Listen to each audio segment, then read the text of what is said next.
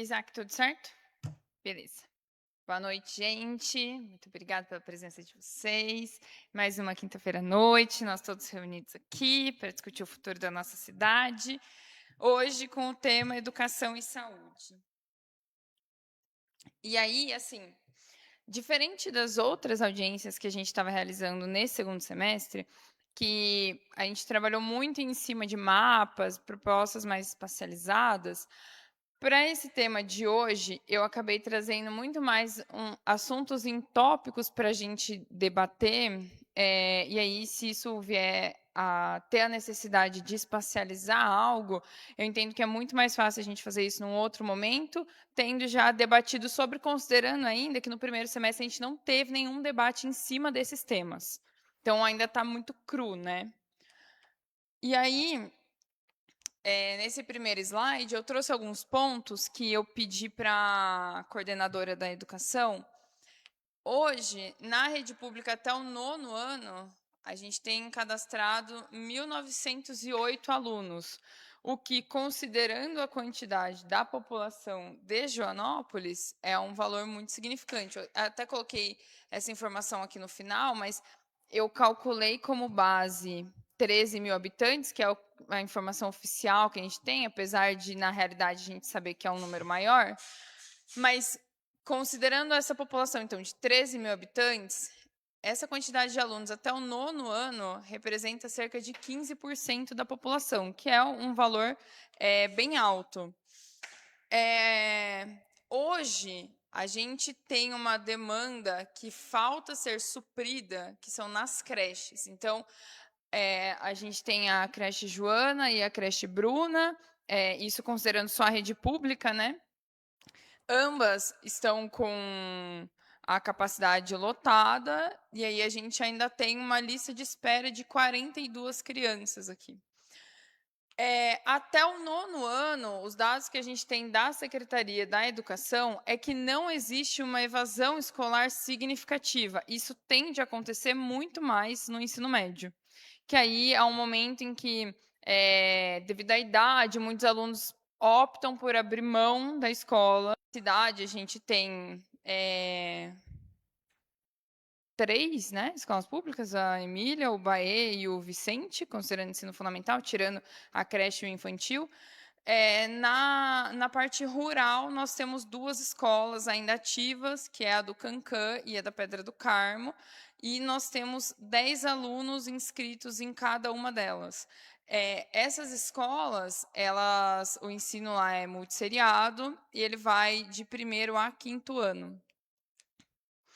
E aí, pensando nessa dinâmica de propostas do plano diretor, né, de estar no escopo da lei, em cima de uma realidade, pensando na melhor qualidade de vida para as crianças e jovens, aí eu trouxe aqui alguns tópicos, né? Então, essa questão de trajetos amigáveis foi uma coisa que eu dei uma pesquisada um pouco mais hoje, né, sobre essa questão de pensar o urbanismo, a cidade, a partir do olhar de jovens e crianças.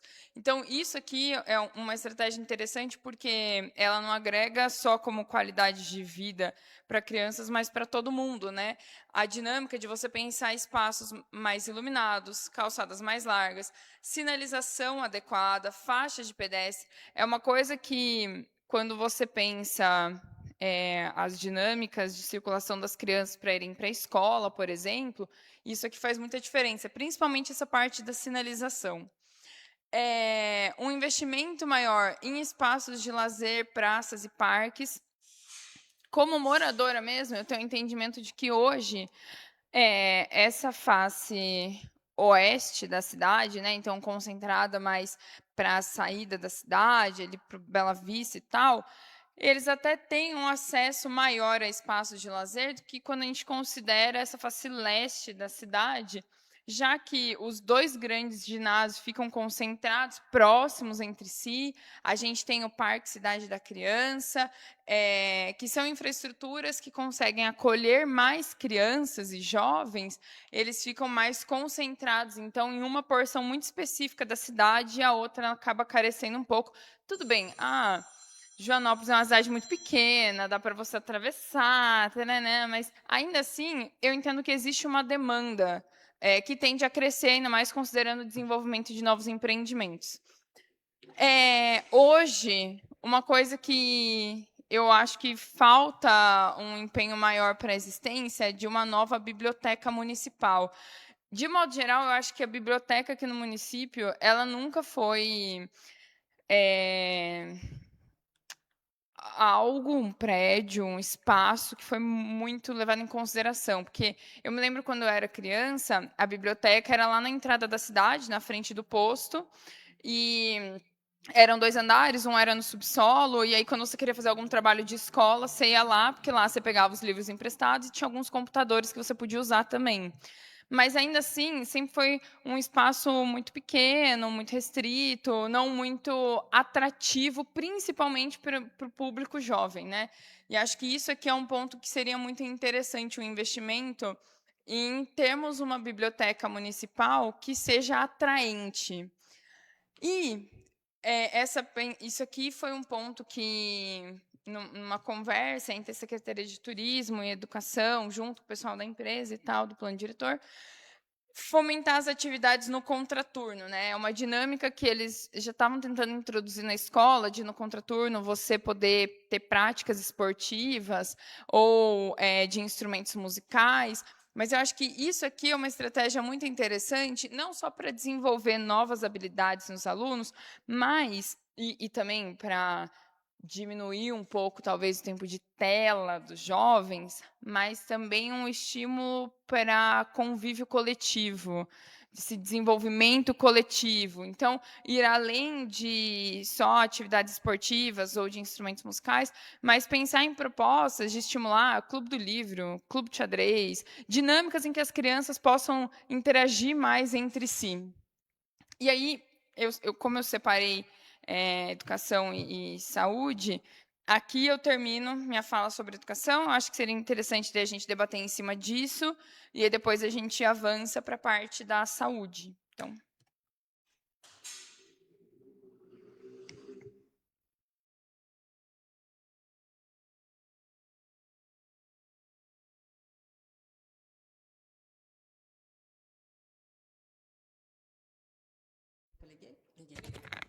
Boa noite. Brincar aí que eu estou animada mesmo. Eu sou uma pessoa empolgada com a educação, sou uma educadora convicta. Achei muito interessante os pontos que a Jaine trouxe, porque desde o momento que a gente fez a reunião com o pessoal da empresa, né, o pessoal da comissão e da empresa, eu trouxe uma ideia de que educação não é só escola, e a gente tem a tendência a pensar vamos olhar para as escolas. Claro que é a maior fatia do eixo da educação, mas a minha que eu gostaria de trazer para essa discussão, e eu acho que você trouxe alguns pontos, é justamente essa ideia de que cidade é essa? Essa é uma cidade que acolhe as crianças? A gente está pensando nas crianças? A gente falou com as crianças sobre esse plano diretor? Será que não seria o caso da gente ter uma reunião com as crianças para escutar o que elas querem da cidade, o que elas pensam a cidade? Porque cada vez mais hoje tem estudos que comprovam que uma cidade amiga das crianças é uma cidade mais segura, é uma cidade que tem uma qualidade de vida melhor, e a gente pode comprovar. Tem um movimento grande internacional acontecendo, que é justamente esse da cidade para as crianças. E a gente, em Joanópolis, pode se filiar a isso. Tem uma ONG por trás disso, hoje em dia no Brasil, um instituto que é o Urban 95, e é 95 porque pensa nos 95 centímetros de uma criança de 3 anos, né? Precisa olhar a cidade na perspectiva dessa criança de 3 anos, né? Se você pensa que hoje em dia a maioria das cidades no Brasil são sempre pensadas muito para o automóvel, para o carro e tudo, né? E a criança de 3 anos, se você pensa no automóvel, ela está pegando escapamento ali, se a gente pega o ângulo dela, né? Então a gente tem que mudar um pouco isso, né? Essa ideia, e tornar essa cidade mais amigável, né? Então, o que a gente pode aqui em termos de plano diretor, e tem umas cidades que já avançaram aqui no Brasil em relação a isso, por terem se tornado as cidades das crianças, amigas das crianças, estão caminhando ainda, né? Tem-se muito a fazer, mas a gente tem bons exemplos aqui no Brasil, né? Cito Jundiaí, cito Jarinu, que está nesse movimento que é aqui pertinho, Roraima, que é lá em cima, né, longe da gente, mas também está com uma perspectiva bem interessante, entre outras que estão pensando nisso, né? Então, assim, acho que quando você traz essa ideia desses trajetos amigáveis, uma das coisas é justamente a ideia da gente ter como é que é? Pensar nesse deslocamento entre casa e escola, né? Como é que é esse caminho, né? E desse caminho ser mais prazeroso, pensar nesse entorno da escola, né? Para que as crianças possam, de fato, estarem mais na rua. A gente precisa devolver a rua para as crianças, a gente precisa devolver a cidade para as crianças, porque ela já foi. Né? E cidades assim como Joanópolis, que são cidades do interior, menores, as crianças viviam na rua, as crianças brincavam na rua, e elas foram perdendo isso, e cada vez mais foram ficando trancadas em casa. Então, o nosso movimento de tentar tornar isso, então, na hora que a gente pensa no plano diretor, o que a gente faz? Né? Essa ideia, vamos trazer as crianças para conversar e pensar o que elas pensam de cidade, o que elas gostariam, porque até vejo que a gente construiu uma praça para as crianças, né? Um parquinho. Mas a gente consultou as crianças se eram aqueles brinquedos que elas queriam, se aquilo são os brinquedos mais interessantes. Não estou fazendo crítica, estou me colocando nesse lugar, né? E de quanto isso é possível a gente fazer, porque as crianças trazem questões bem interessantes para a gente, da gente poder olhar sobre isso, né? Deixa eu só ver se eu não esqueci nada da minha lição de casa. Como é que a gente cria essas condições para que a criança volte para a cidade? Né? Porque a gente vê também, hoje em dia, um movimento muito grande dos pais em relação à segurança. Joanópolis, aqui no centro, tem 2 praças que são muito lindas, mas elas não são ocupadas nem pelas crianças, nem pelos adolescentes. Né? E é uma tristeza, porque praça tinha que ser o lugar do encontro. Né? O que está faltando nessas 2 praças para a gente que as crianças voltem a brincar? É brinquedo só? Eu não acho que é brinquedo só, mas é o como ela é pensada, o como ela é ocupada, né? Enfim, que movimentos que a gente pode fazer enquanto cidade para a gente ter essa consciência mesmo desse lugar, da gente poder ir, né? E da gente pensar e criar e escrever diretrizes de política pública para as crianças na cidade, né? Elas pensando e a gente também pensando nelas. Então, nos conselhos que tem sobre infância, enfim. Joanópolis acabou o ano passado, né, foi aprovado o Plano Municipal da Primeira Infância. Nós estamos dando início agora ao Plano Municipal da cidade, também fazer casar com a ideia do plano diretor, né? Eu acho que era isso. Sim, tem uma questão em relação às escolas rurais. Eu queria trazer esse conceito, que hoje em dia a gente usa muito o conceito, não mais só escolas rurais, mas como escolas do campo. E para a gente, e eu acho que é super importante que existam, mas será que essas escolas do campo estão sendo pensadas para quem mora no campo ou elas estão sendo adaptações das escolas da cidade para quem mora lá? Então, acho que é uma grande questão para a gente trazer em debate também. Acho que era isso.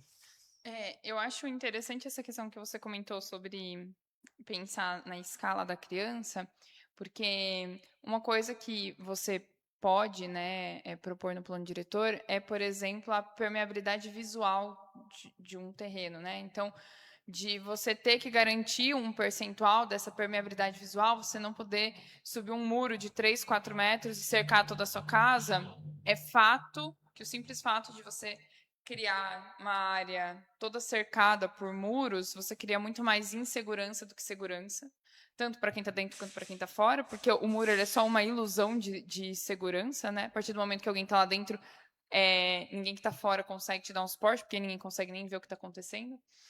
E nessa escala da criança, eu imagino que deve ser muito mais estrondoso ver esse tipo de dinâmica, né? Então, acho que é interessante essa questão de pensar mais na permeabilidade visual, tanto para a criança quanto, né, para um adulto. Acho que é algo mais agradável.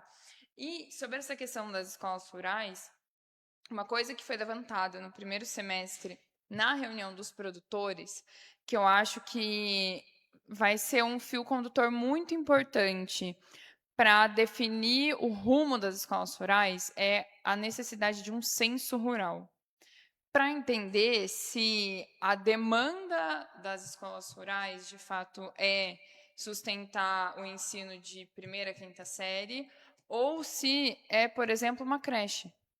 Se Uhum. isso seria o suporte ideal para as mães, para os pais que moram na zona rural, para conseguirem ter um espaço seguro e acolhedor para os seus filhos, enquanto eles vão fazer as outras atividades do dia a dia.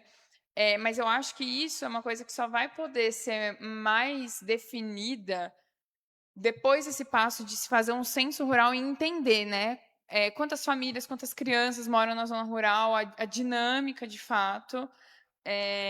E aí, enfim, com informações mais embasadas, se criar propostas realistas para quem ocupa aquele espaço. Por exemplo, essa questão das férias, né? Será que as férias para quem está na escola do campo, o ideal é julho e janeiro? Ou é uma época que é de plantação e é uma época que super, então, que é horrível as crianças estarem em casa, enfim, será que pode deslocar? São pensamentos que a gente precisa fazer. Uhum. E se você quiser criar esse conselho para a gente ouvir no plano diretor das crianças, eu me disponho a fazer com você, porque eu acho que a gente vai ouvir Obrigada. coisas muito interessantes. Obrigada.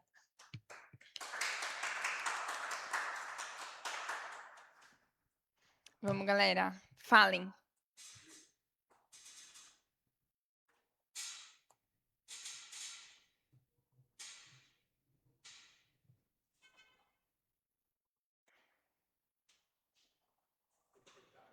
Tem. Todos. Calma aí, desligou. Eu estou calmo, estou Ligou, calmo. ligou. Bom, assim, durante um ano eu trabalhei para o município e nesse ano eu convivi com todas as áreas do município, escolas, praticamente tudo que é ligado ao município. Eu poucas vezes na minha vida, e eu trabalhei muito com perícia judicial, eu poucas vezes na vida vi escolas, falando no ambiente físico das escolas, tão bem cuidadas, tão limpas, ambientes tão agradáveis como eu pude ver, eu tive o privilégio de ver aqui em Joanópolis. Isso é uma coisa que o que existe é espetacular. A creche, existe uma creche, quem já entrou na creche Bruna aqui? Creche Bruna você parece estar num filme americano. Assim, as pessoas que trabalham ali, o ambiente, é espetacular, é muito bom. As crianças que estão ali, eu acho que dificilmente numa cidade como São Paulo você vai ter, a menos que você vá numa creche da rede privada. E agora, assim, quanto ao físico, é maravilhoso. Agora, eu posso dizer que 2 vezes eu acompanhei todos os ônibus que fazem, em todas as linhas, que fazem as frotas de transporte das crianças das suas casas para a escola e a volta. Eu fazia os 2 ciclos. É torturante. Uma criança, eu ainda não conheço bem a nomenclatura das regiões, mas quem segue a região, quem segue assim Cachoeira dos Pretos e vai mais para diante, tem o Cancan e tem as regiões bem lá do fundo. Olha, às vezes eu saía com o ônibus às 5 horas da manhã e é muita distância. As crianças perdem 1 hora ou mais para vir e 1 hora ou mais para voltar. E dá pena o desgaste da criança, que você vê que ela de manhã está aquela coisa assim, que arrancaram da cama, dos próprios pais que tem que levar a criança, porque ele não existe uma linha principal, então o pai tem que parar o que está fazendo, ou a mãe pegar um ônibus ou pegar uma bicicleta, levar a criança até um certo ponto, ou uma moto, né, que é o mais comum, e o ônibus pega, então quer dizer, a tortura é grande, então eu não sei se seria possível, ao longo do tempo, o município pensar em criar unidades, aí como é essa logística, eu não sei porque eu não sou professor, né, mas analisar assim a quantidade de alunos, e criar polos de educação que você não precisaria trazer uma criança. Como é o nome desse bairro que fica lá no fim? Lá seguindo, passando não é Cancan, é que os nomes dos bairros eu esqueci. Mas é muito longe. Aquele outro que sobe e vai em direção oeste, mas bem lá no alto. Pedra do Carmo. É Pedra do Carmo, é o que a gente A passa. Pedra do Carmo fica para cima da Cachoeira dos Pretos. Não, não, não. Eu digo pro outro lado, o Decinho, a gente segue, passa, por exemplo. Não chega aí pro Cancan. Ali onde tem o Moriá, essas coisas, você vai fazendo a volta pela O cidade. Carvalho.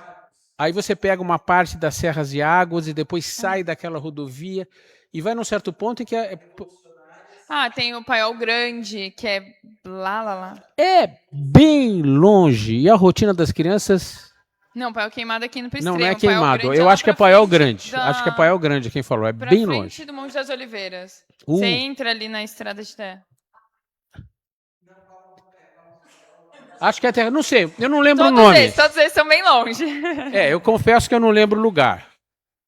Mas por exemplo, uma das linhas, o ônibus escolar chega e às vezes eles esperam 1 hora para que venha a perua que vai levá-los para o lugar onde eles moram. Joanópolis é enorme. Né? Então, eu acho que precisaria, no plano diretor, uma determinação de áreas de interferência e de influência das escolas para que o tempo que elas ficam no ônibus, elas não estudam. Então, é o tempo que elas poderiam estar estudando, ajudando os pais. Ou dormindo, ou brincando, que faz parte da infância. Então, isso é um ponto que eu acho muito importante a gente agora. Como administrar um grupo X de crianças nas várias séries, aí aqui tem 1 e 2 professores, um diretor e uma professora. Aí é com eles, né? Toca a bola pra eles. Como faz isso, eu não sei. Mas então, basicamente é isso. Na parte de educação, a cidade está de parabéns naquilo que ela tem instalado. Quem não foi conhecer as escolas, vá. Quem não for, claro, não é uma. Se você entrar numa classe do Mackenzie ou da escola alemã, é muito diferente, né? Mas dentro daquilo que o município pode, a limpeza é nota 10, a conservação é nota 10, assim, maravilhoso. O que falta nos ambientes escolares, eu sempre estudei em escola americana, é não ter um pequeno auditório, uma área onde as crianças possam se integrar. Nas minhas escolas, era um espaço de união entre as várias séries e fazer atividades, um teatrinho local, ouvir, sabe, música. Não vi um piano em nenhuma escola, mas isso é uma coisa assim secundária, eu sei. Mas em termos de instalação, olha, Joanópolis está de parabéns.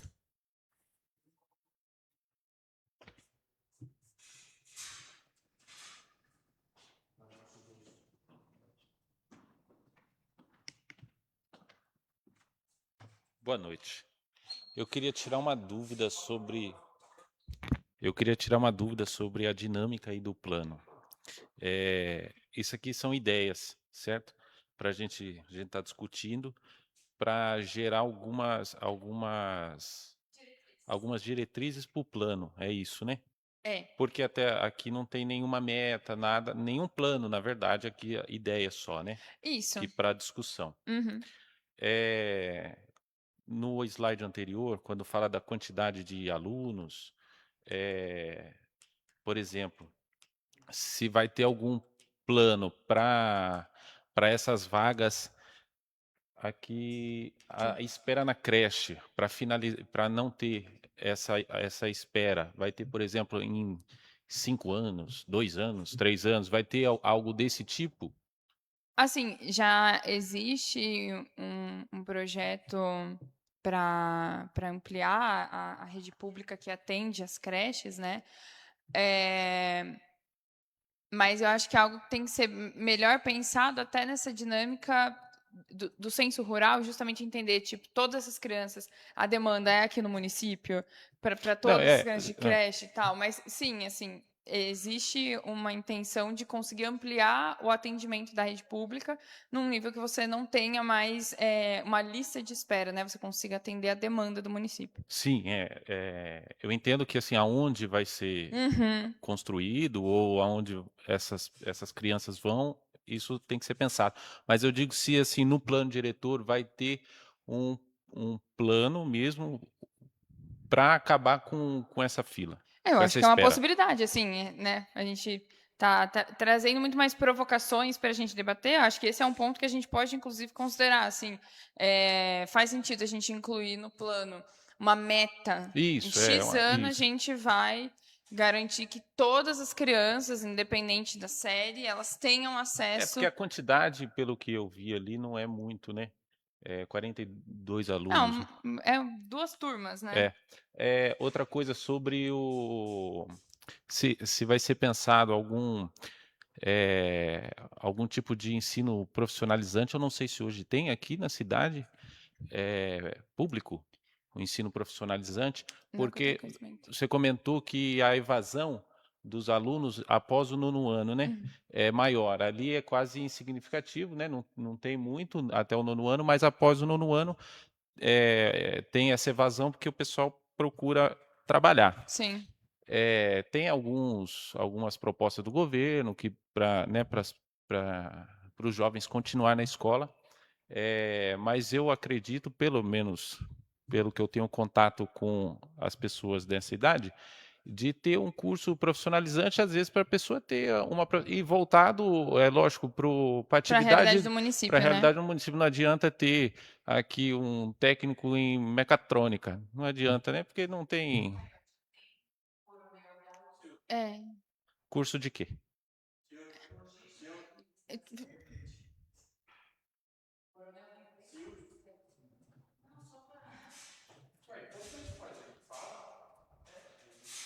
Tudo bem, que tem então. Então, certo. Cancan, eu acho que eu esqueci. Calma aí, deixa eu só... É bom você falar isso, Rafael. Boa noite a todos que estão aqui presentes hoje. É bom você querer saber essa informação, Rafael, porque o Coronel, que é o ensino médio, ele já oferece 3 cursos técnicos. Esse ano, logística, meio ambiente e administração. Então, as crianças que querem não são obrigadas, eles escolhem qual desses 3 cursos eles querem fazer e sai com uma formação técnica no final do ano. Já integrado ao ensino médio, já faz junto. Isso, que nem era o magistério antigo, que nem era. Tá bom? É bom as pessoas saberem disso, né? Porque às vezes não é divulgado e então é bom a gente ter essa informação para passar. Tá bom. Tá? Obrigada, viu, gente? Obrigada. Vem.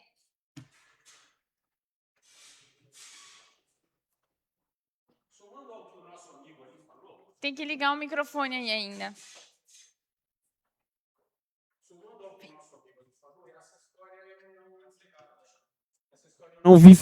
Essa história eu não vivi pessoalmente, mas os que são mais antigos vão de lembrar dela. Quando Celso Nogueira foi prefeito, creio que foi na época que ele foi prefeito, conseguiram uma parceria com o Senac de abrir aqui um centro profissionalizante na área de marcenaria. Por exemplo, o dono daquela marcenaria... É o Kleber, aquele que ficava na Beira Rio e agora mudou. O cara é um artista. Nada, o que vocês veem que eu não tenho nada contra a madeira. Só que eu acho que eu prefiro que as pessoas trabalhem com a madeira como artistas e não como carpinteiros. Uma escola como essa, como uma parceria como o Senac, forma pessoas. A gente pode se tornar aqui, essas pessoas que hoje só cortam madeira para fazer pallet, elas podem aprender a arte de mexer com a madeira, produzir móveis, que é uma indústria não poluente, é muito mais refinada e faz muito mais dinheiro. Aí parece que algum prefeito, depois dessa história toda, eu não vou dar nomes, eu não conheço, decidiu não mais manter o espaço e a escola acabou. Inclusive o Kleber ficou com a maior parte dos materiais que eram da escola de parceria com o Senac. Então, talvez, nesse plano diretor, somando isso que ele falou, eu quando fiz o 2º grau no Mackenzie, eu fiz um curso técnico em edificações, ele era ligado, ele era o 2º grau mais o técnico, me dava um CREA, o primeiro CREA que eu tive quando eu saí da escola, do 2º grau. Então, se a gente conseguisse ampliar isso, essa iniciativa linda que já existe na escola estadual, e trazer um curso técnico profissionalizante nas escolas municipais e estaduais, se bem que 2º grau é só lá? Não, né? Então, quer dizer, o coronel já tem uma bela de uma estrutura, quer dizer, se conseguisse também fazer isso e trazer agora essas parcerias com o Senac e no plano diretor, você ter espaços já pré-determinados na área que sejam destinados a escola, áreas de educação e fomento à vida social do jovem, espalhada por essa região enorme, que pudesse criar mais escolas ou pontos de assim, de uso, para que as pessoas pudessem fazer uso daqueles espaços, daquelas áreas, para a finalidade de educação e cultura, como era o antigo MEC, que eu acho que era mais apropriado. Que educação e cultura trabalham juntas. E também a parte de parcerias, SESC, SENAC e outras coisas mais. Tá? E, inclusive, como uma das atividades que devia ser fomentada, nós tivemos um vizinho no Porto da Análise, se chamava Antônio Molino. Ele trabalhou na indústria Matarazzo a vida inteira. Ele me falou: quando eu cheguei aqui, eu consegui subsídio para a gente formar, para fazermos aqui um centro de. Agora o nome me fala. Depois da Covid eu esqueço muitos nomes, sabe? É quando você trabalha dando informações remotas, por exemplo, quebrou meu telefone, o senhor tem que ligar para não sei quem. Atendimento remoto. Um call center. Você teria como trazer, sabe, segurar muitos jovens. Você vai trabalhar no call center desde que você fique na escola. Então você freia a evasão escolar e dá uma oportunidade de ganhar dinheiro numa coisa certa. Mas parece que alguém achou, não, call center aqui não, melhor não gostamos da ideia, também morreu. Então essas ideias de trazer atividades com a iniciativa privada para que a gente possa fazer com que a criança estude, não é para velho não, é para a criança estudar e de uma certa forma condicionar a permanência na escola, diminuir a evasão e cria oportunidade de emprego para eles, seja aqui, seja fora. Tá?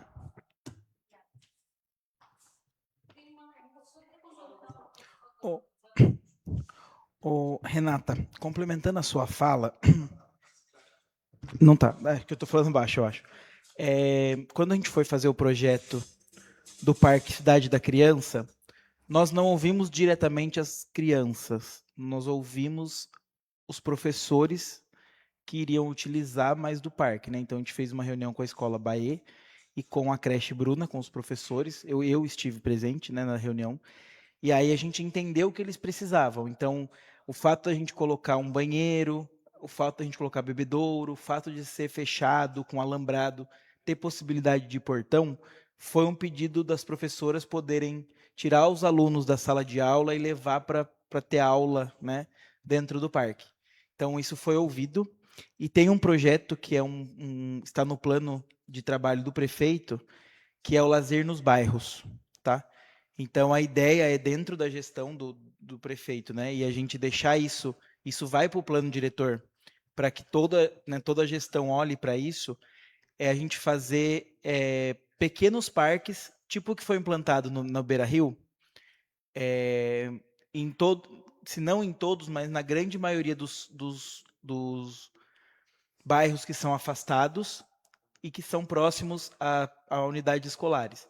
Então, a gente tem a ideia de, no próximo ano, a gente implantar mais 5. Então, a gente já implantamos 2, né, que foi o Parque do Beira-Rio e o Parque da Pracinha, que estão servindo, né, a ideia é servir as unidades escolares que tem próximos.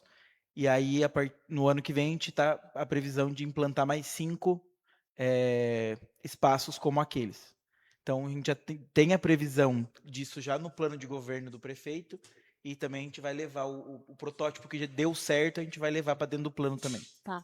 Eu só vou trazer essa questão, porque assim, é uma ousadia mesmo hoje em dia, é uma mudança essa de ouvir as crianças mesmo, né? E não só os professores, porque os professores é sempre o adulto pensando sobre a criança, e a criança às vezes nos surpreende com o que elas pensam desse mundo, o que elas veem, assim, e é muito interessante. Então, e aí eu falando, me disponho a ajudar a prefeitura a fazer esse trabalho, porque é muito bacana. E assim, eu vi em Jarinu, né? Eu estive lá em Jarinu em maio, e uma experiência muito legal. A prefeita de lá criou esse Conselho das Crianças, pensando nessa ideia da cidade para as crianças, e começou a escutar as crianças e as necessidades dela, e muda um pouco a perspectiva do mundo adulto, porque os professores pensam numa cabeça.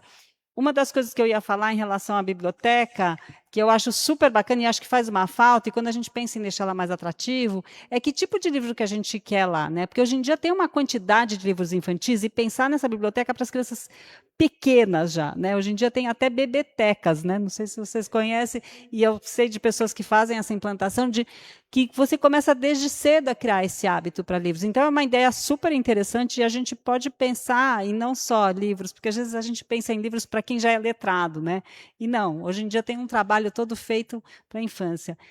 Só falando do Rafael, que ele falou dessa fila de espera das creches, essas questões, isso vai ser contemplado no Plano Municipal de Educação Tá? Então, isso é um dado que a gente traz. Aí, eu acho que era isso. Mas, assim, vamos conversar com essas crianças. Eu topo essa encrenca. Dirce quer vir? Vem cá, Dirce.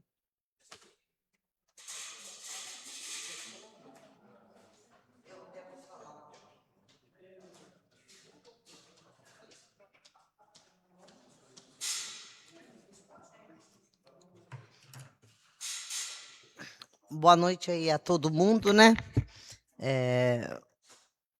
A gente sempre está aqui na educação e a gente acredita nela.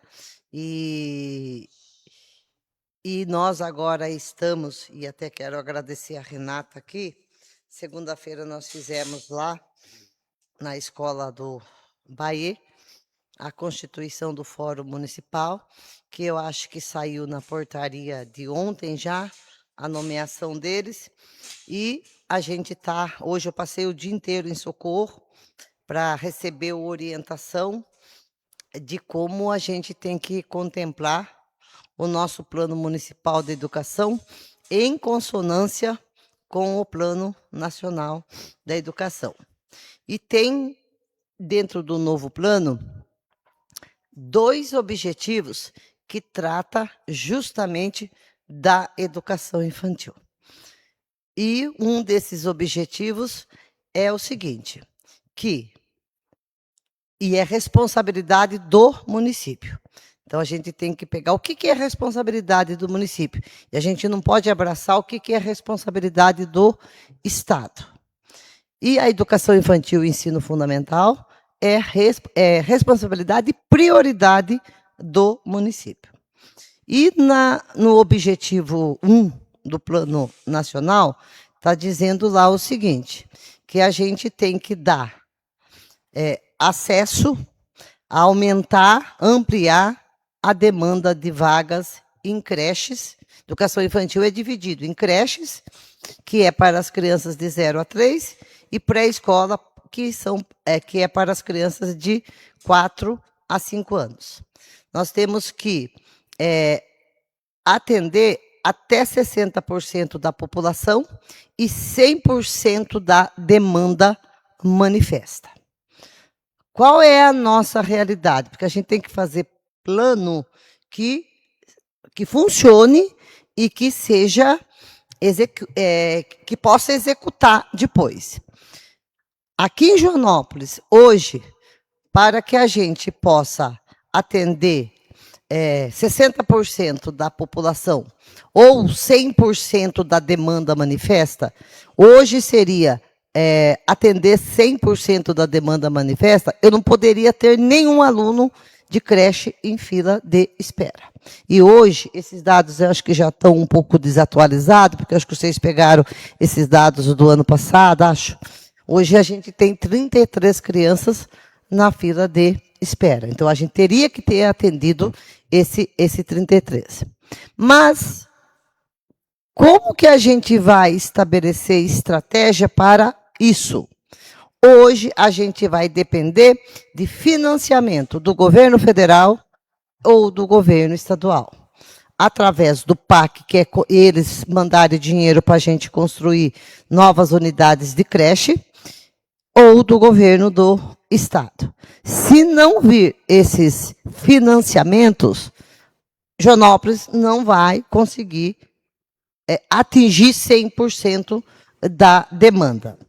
E, além disso daí, que é atender 100% da demanda manifesta, que são as pessoas que procuram e têm que estar na creche, também é pautado muito lá a questão da qualidade.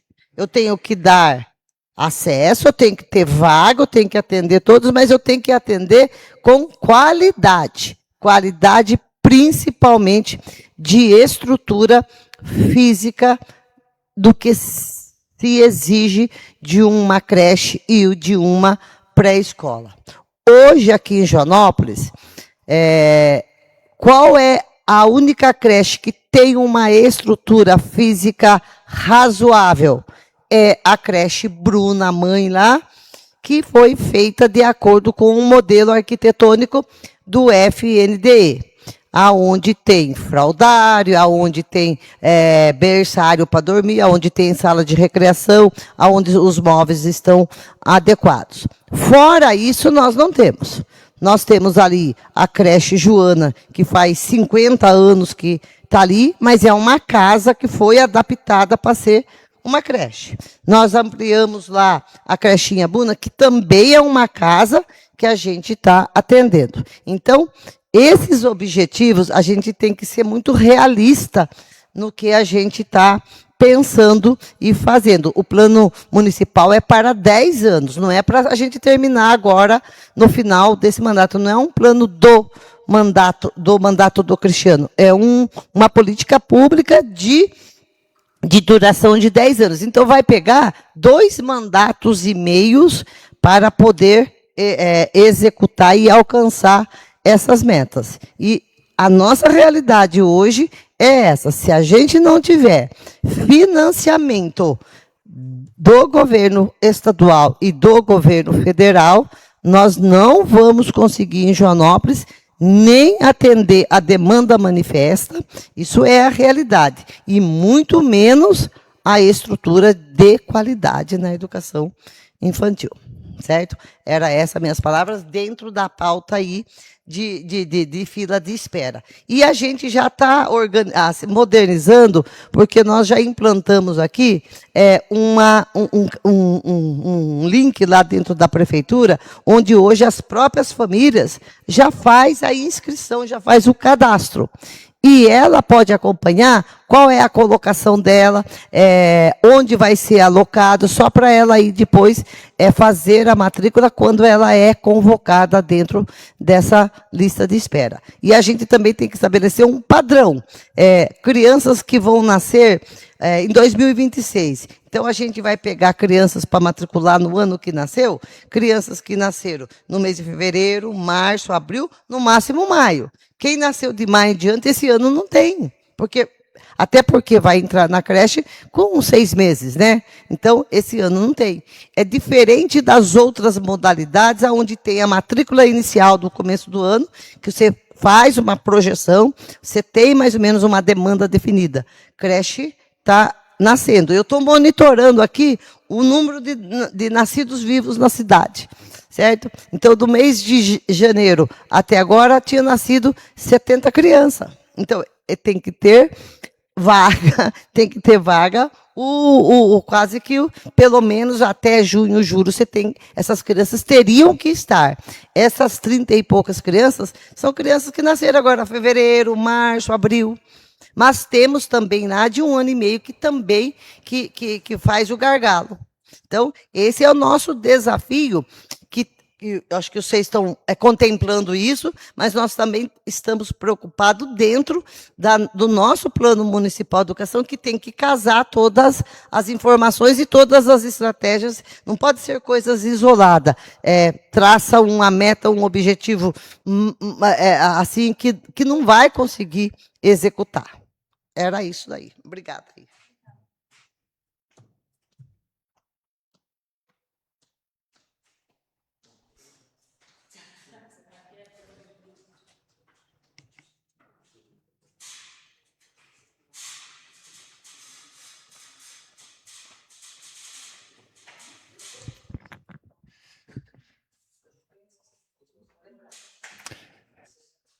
Boa noite. Então, eu gostaria só de parabenizar a Dirce, que veio aqui, que eu acho que é muito importante a presença dos secretários das respectivas pastas que estão sendo debatidas em cada audiência do plano diretor. Então, é muito boa a presença dela, presença sempre do Decinho, da Secretaria de Obras, obviamente, e também dos vereadores. Na verdade, a Silvia, que está sempre presente. Eu gostaria muito que os outros vereadores, que no final das contas vão ter que votar e deliberar sobre esse plano, seria muito importante que eles passassem a acompanhar o plano mais de perto. Bom, sobre o que nós estamos falando aqui, acho que quando entrar na saúde vai ser, o que eu vou falar tem tanto a ver com a educação como a saúde, que é, muito do que está se falando do plano diretor tem a ver com a questão do ordenamento territorial, da questão de quantos lotes vão ter, qual vai ser o tamanho do lote, etc, etc. É óbvio que tem que entrar nessa conta. Se você vai estar criando mais espaço para ter mais habitações, vai ter mais população. E essa população vai ter crianças que vão precisar de mais vagas de creche e que vão ter mais atendimentos de saúde. E depois também a gente vai, quando tiver de mobilidade, também vai entrar nesse assunto. Então, eu acho que a gente tem que condicionar a existência de mais lotes e mesmo o desejo de ter mais lotes com a capacidade de educação, de creches e de postos de saúde, enfim. Então, acho que isso tudo tem que estar amarrado. E é um assunto que, quando a gente falou dos loteadores antes também, que eu sempre defendo que o Joanópolis perdeu já oportunidades grandes de fazer contrapartidas adequadas para a aprovação de loteamentos. Então, eu lembro que o Décio me deu uma explicação tecnicamente, o que é uma contrapartida interna, extrínseca. Eu esqueci exatamente o tema, como você pode até explicar de novo, mas o fato é que eu acho que é muito importante ter um estudo firme, bem embasado, de quantas vagas precisam atualmente, se a gente vai aumentar o X números de lotes, quantos se espera que vai ter que aumentar em termos de vagas de hospitais e da casa de saúde, sei lá, e vagas de creche. Isso eu acho uma coisa importante. O outro assunto é, voltando à questão das escolas rurais, eu tenho a impressão que talvez por número de alunos atualmente, a escola rural seja mais cara do que uma escola urbana. Mas a gente tem que pensar que escola não é despesa, escola é investimento, né? Então, uma escola rural, ela por si só, Joanópolis é um município que tem uma área rural enorme. O Bruno falou aqui, ele tem toda a razão quando ele fala que é muito desestimulante para uma criança, que ela fica 2 horas de ônibus para chegar numa escola, ela mora na zona rural, ela vem para a escola urbana, ela tem uma educação urbana e ela volta para o meio, para o convívio rural.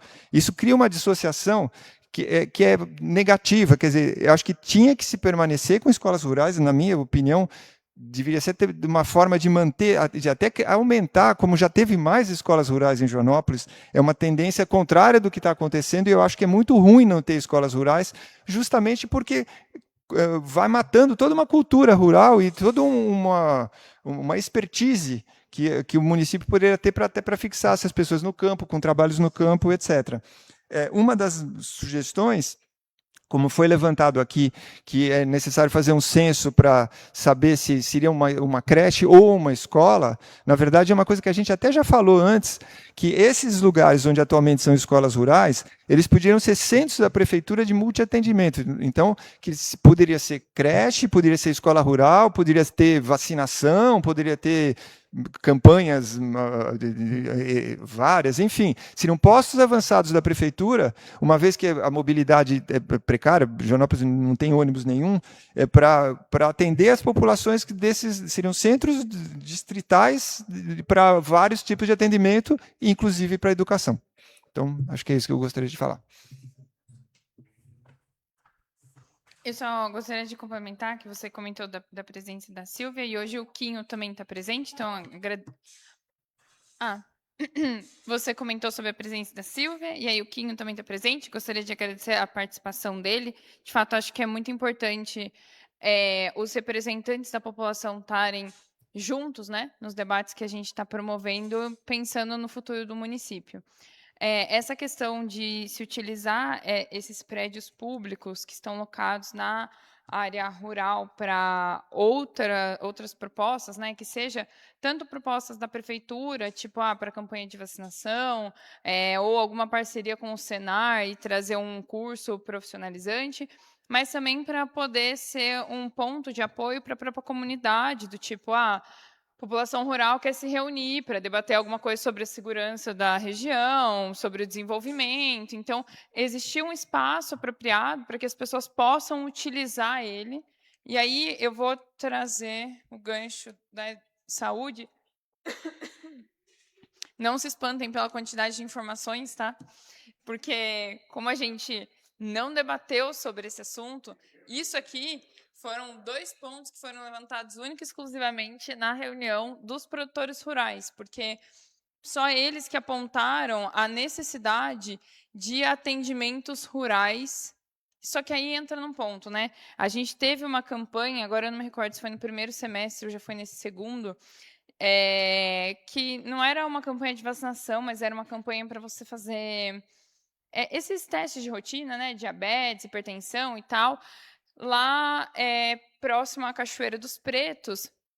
E aí, o que o pessoal da saúde que estava lá fazendo plantão comentou é que uma dificuldade é mobilizar a população rural para ir fazer esse tipo de atendimento.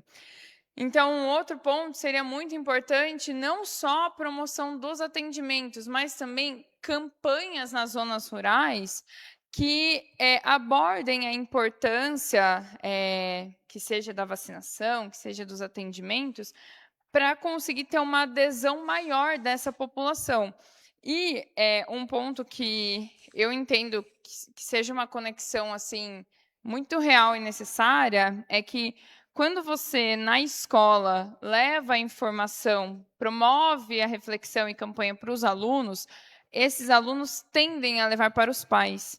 Então, os próprios alunos são um fio condutor de acesso à informação para, muitas vezes, os pais que vêm para a cidade com uma frequência muito menor, que a realidade, a dinâmica que se vive numa zona rural é completamente diferente. Muitas vezes, pessoas que não são letradas, então isso, por si só, já é uma dificuldade maior. E aí, utilizar não só dos espaços públicos, mas também promover as campanhas nas escolas sobre conscientização, porque esse é um caminho que tende a se conectar com os pais e aí fomentar mais essa importância das pessoas se cuidarem, de fato, né, ter um conhecimento melhor sobre a saúde, se dedicarem quanto a isso. E é isso, a gente pode debater sobre saúde agora.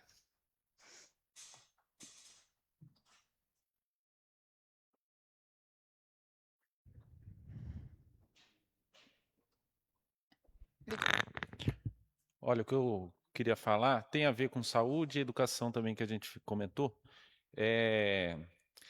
Eu vi na televisão, na Vanguarda, eles em Taubaté, eles estão fazendo também o plano diretor. Fazendo não, eles já têm, mas eles estão fazendo a atualização. E a prioridade deles lá agora é a questão de calçada.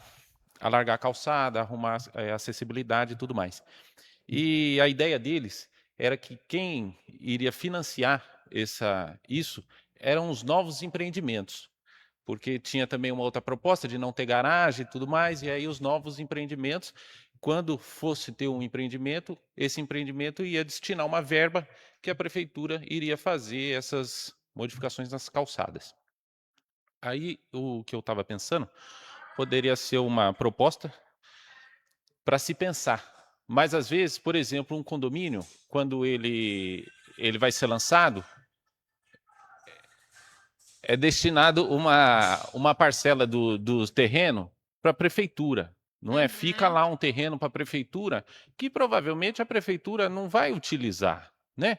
Então, às vezes, seria mais interessante que esse valor daquele terreno que está lá destinado para a prefeitura, que fosse destinado para a prefeitura, para um fundo, para a prefeitura talvez construir uma escola, talvez um condomínio só não seria o suficiente para que seja, né, feito. Mas talvez 2, 3 condomínios, quando se juntasse, essa verba poderia financiar a construção de uma escola, de uma creche, de um posto de saúde. Pelo menos não fica lá destinado um terreno que a prefeitura não vai utilizar. E é isso.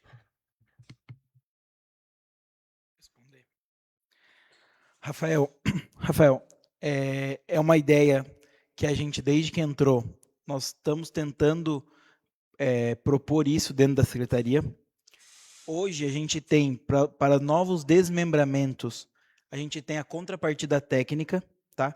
Que a gente utiliza para desmembramentos e para loteamentos, mas isso ainda é restrito apenas à parte técnica no que tange a parte de mobilidade. Então, se o acesso, né, para o empreendimento ele é asfaltado, tem algum tipo de infraestrutura, na questão técnica do lixo, na questão técnica de drenagem, tá? Então, hoje, o empreendedor, se ele for fazer um desmembramento ou um loteamento, ele tem que nos apresentar soluções técnicas para o lixo, para drenagem da via, para drenagem do loteamento, né, ou do empreendimento, mais da via que dá acesso e a pavimentação. E essa questão é uma questão muito debatida, porque a gente tem duas questões. Primeira questão, os loteamentos que ficam à margens da represa, que é o que mais nós temos hoje, tanto de lotes a fazer, quanto de lotes já aprovados, o maior índice é na zona da represa, que a gente tem lotes lá, exemplo, Terras do Joá, Porto Cambuí. Nós temos duas áreas que são conexas grandes, mas não tem como eu construir uma UBS, uma creche dentro do Porto Cambuí, Terras do Joá, por exemplo. E a gente tentou fazer uma alteração ali, né, dentro da secretaria, de que esses empreendimentos eles poderiam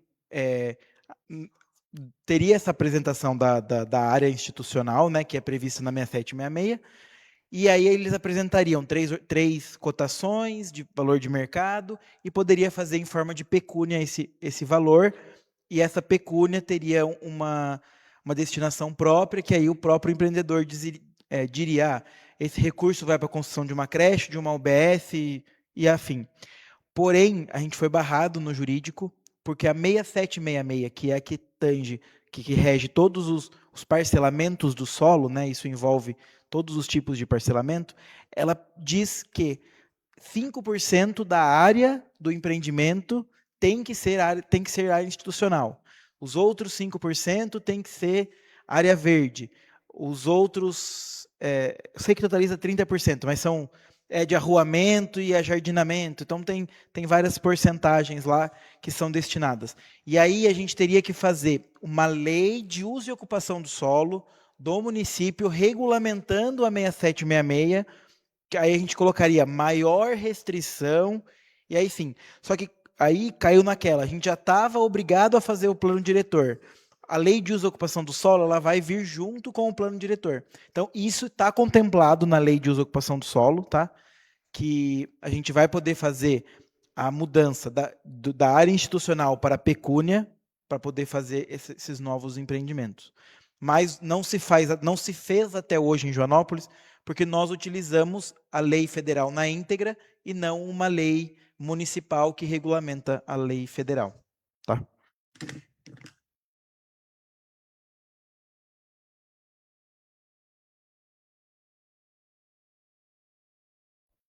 Vem.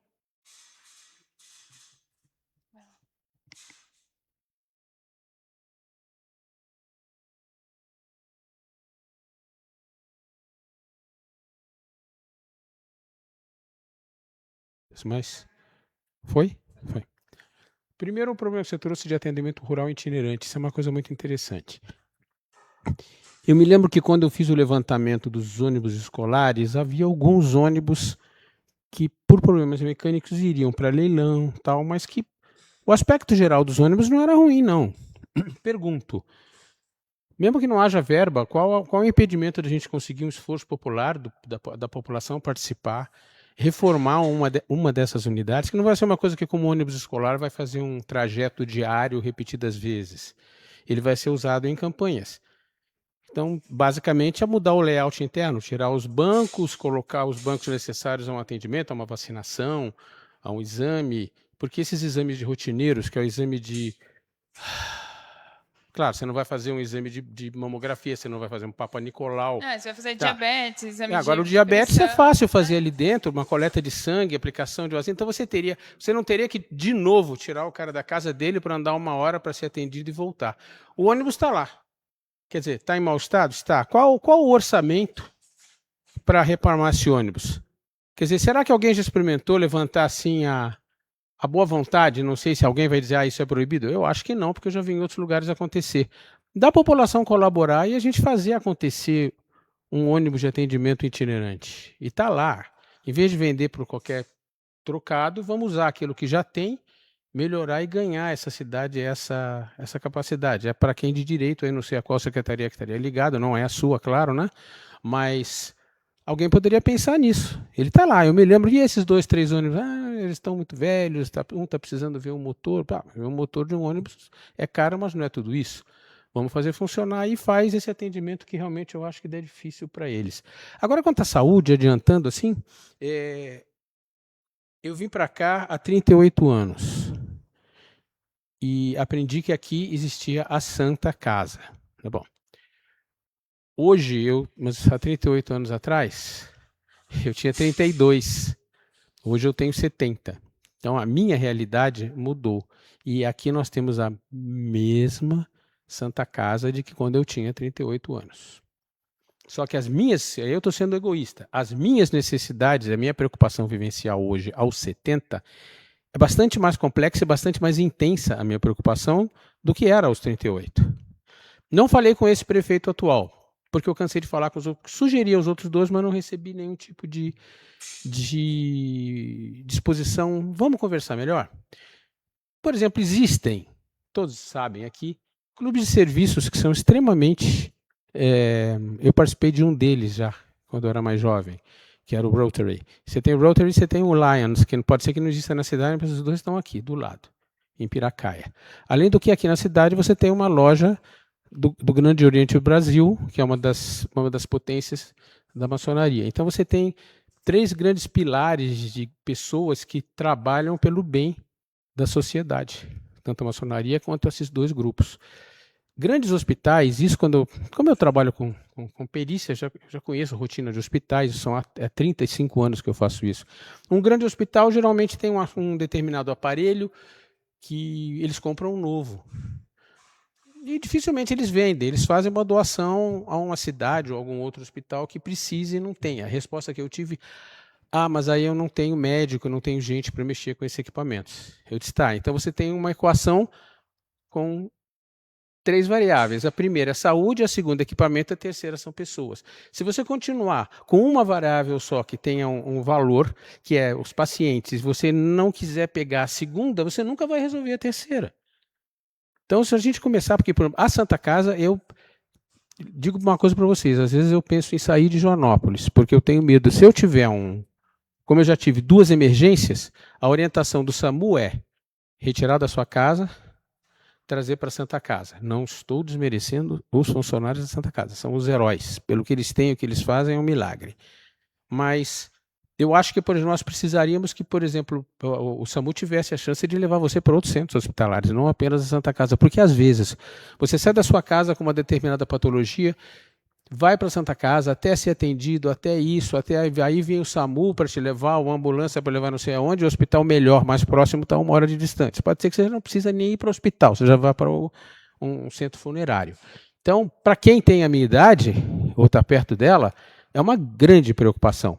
Então, eu acho que aqui no plano diretor, eu não sei se isso não vai ser tratado diretamente no plano diretor, mas é uma coisa assim, a ser chamada a atenção quando você fala em saúde no município. Nós já temos uma Santa Casa, é melhor que não ter nada. Eu já usei a Santa Casa daqui, como usei a Santa Casa de Piracaia. Sem nenhum demérito a esta, eu acho que a Santa Casa de Piracaia tem um atendimento um pouco mais amplo. Você consegue algumas coisas que aqui você não consegue, e eu acho que a gente não tem que parar e criticar a Santa Casa daqui. A gente tem que fazer o que a gente tem que fazer como povo, como população, para melhorar a Santa Casa. Com o dinheiro que você invista na Santa Casa, é um dinheiro que você vai usar amanhã num atendimento para manutenção da tua vida ou da tua saúde. Então é isso que a gente precisa começar a convencer as pessoas. A sociedade joanopolense, do mais rico ao mais pobre, cada um dentro das suas possibilidades, precisa entender que nós precisamos começar com iniciativas pessoais, num fundo que talvez a prefeitura poderia organizar para garantir a lisura de tudo isso, contribuir para que a gente vá melhorando o atendimento e dando condições para que a nossa condição de sobrevivência fique um pouco melhor. Tá?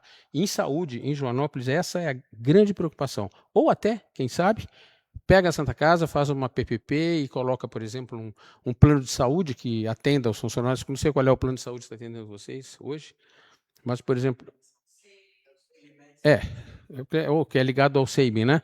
Ótimo, de repente o SEIBM abre um posto de atendimento aqui. Quem tiver dinheiro, tem um excelente atendimento pagando, eles vão ganhar grana. Quem não puder, vai pelo SUS, mas vai ter alguém que atenda pelo SUS. O importante é haver o atendimento. Agora, quem tiver um plano, eu tenho um plano de saúde. o meu plano de saúde paga bem. Quer dizer, se ele remunera bem, se eu vier aqui precisar de um atendimento, não tem porque a Santa Casa não tem. Tá bom, mas eu tenho plano de saúde, ele paga. Então, passe a atender. E tem muita gente, esses novos condomínios que estão vindo, não é da classe proletária, vem gente com dinheiro, com condições, eles vão querer também saúde. Então, propiciar que a Santa Casa se amplie numa coisa assim mais ampla na capacidade de atendimento e que nos dê mais garantia. Isso eu aproveitei aqui essa janela, porque eu, como velho, já sou, 70 anos, eu não sou adolescente nem meia idade. Idoso é conversa mole. Eu já sou velho, já tenho 70 anos e tenho medo de morrer na minha casa por falta de atendimento. Sinceramente, eu acho que está na hora de Joanópolis acordar e melhorar a condição de saúde aqui. Aqui eu não estou vendo ninguém com 70 anos como eu, mas eu já estou vendo gente que já passou dos ENTA, já entrou nos ENTA. Quando você entra nos ENTA, sem o QUEM, então, além dos 50, a coisa começa a ficar mais preocupante. Obrigado.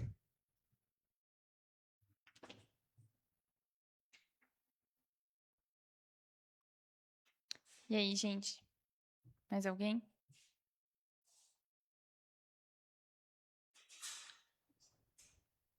É isso? Isaac, temos alguma coisa no Facebook?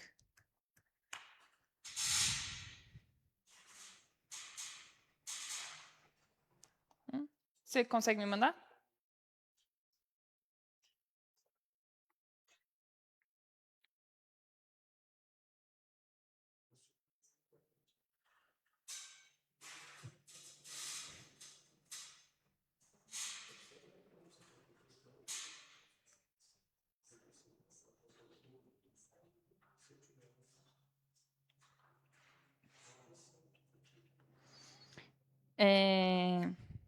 A gente tem um comentário sobre a questão das escolas rurais, né? Eu acho que, assim, um ponto que a gente levantou bastante no primeiro semestre, na reunião dos produtores, foi de fomentar a intenção de que a população rural se mantenha no campo, né?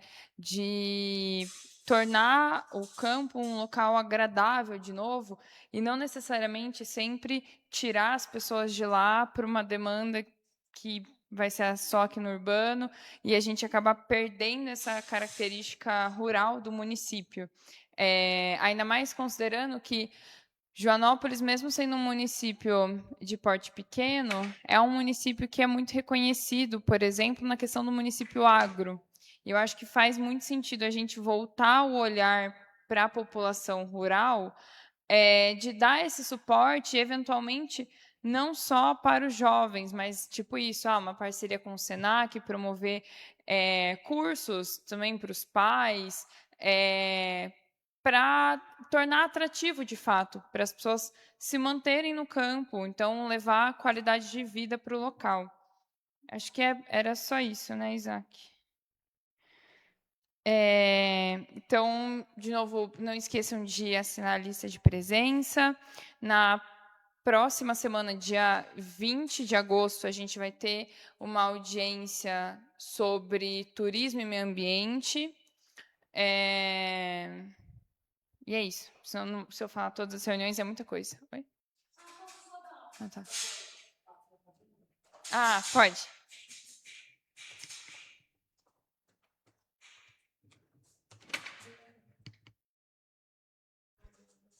Oi, eu queria só lembrar que esse sábado, dia 15 de agosto, teremos mais uma reunião dos bairros para falar sobre prevenção de incêndios com a Defesa Civil e para falar de algumas questões da região. A reunião vai acontecer no Instituto Pagu e nós vamos atender os bairros dos Carvalhos, dos Pires, Santa Rita, ali aquela região, mas quem mais chegar lá na reunião? Ela vai acontecer das 9 às 11 da manhã. Então, espero poder contar com vocês, que essas reuniões têm sido bem interessantes. Obrigada.